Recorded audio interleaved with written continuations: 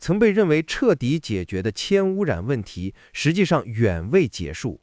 新加坡国立大学陈梦丽博士团队发现，全球儿童的铅暴露每年仍造成3.4万亿美元的经济损失，相当于全球 GDP 的2%以上。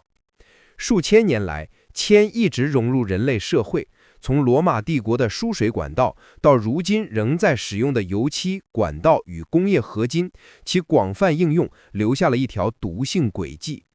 数百年前，欧洲最早的几起大规模中毒事件就与受污染的食物和饮品有关，而近代最严重的铅污染窥基则源于20世纪20年代汽油中的4乙基铅的添加。数十年来，这种物质向大气中排放了数百万吨铅。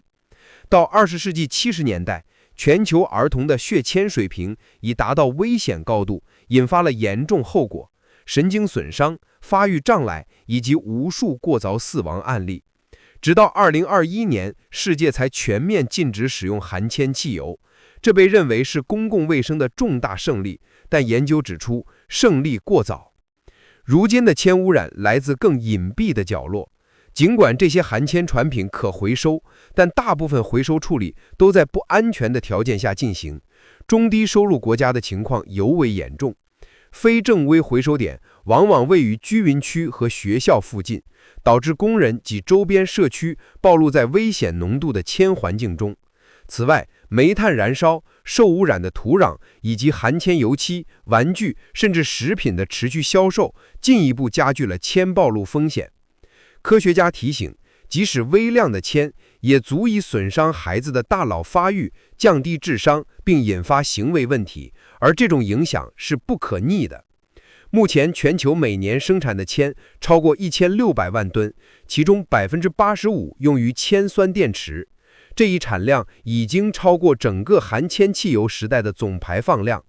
看似绿色的电动化进程，如果回收体系不安全，反而可能成为新的污染推手。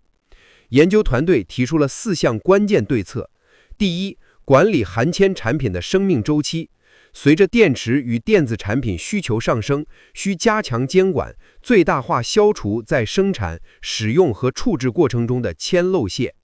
第二，消除不安全和非法的铅源。非正规回收以及含铅油漆、不合格油面瓷器、掺假香料等含铅物品，仍在导致数百万人暴露在危险浓度的铅环境中，需坚决取缔。第三，加强监测和社区参与。铅漏泄的早期监测往往资金不足，低成本 sensor 和基于机器学习的工具不断发展，结合当地社区的知识，可更有效地识别和治理铅污染祸点热区域。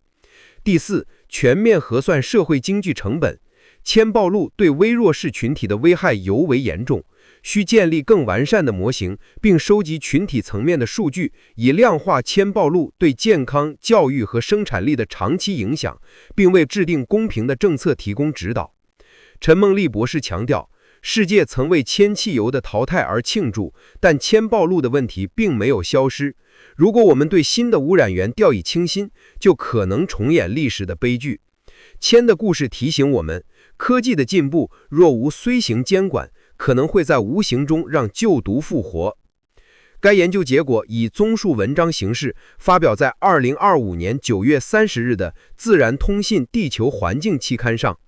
研究合作方包括伦敦帝国学院、华卫大学、牛津大学、贾达普大学、密西根大学安尔分校、耶路撒冷希伯来大学、麻省理工学院和布里斯托大学的研究人员。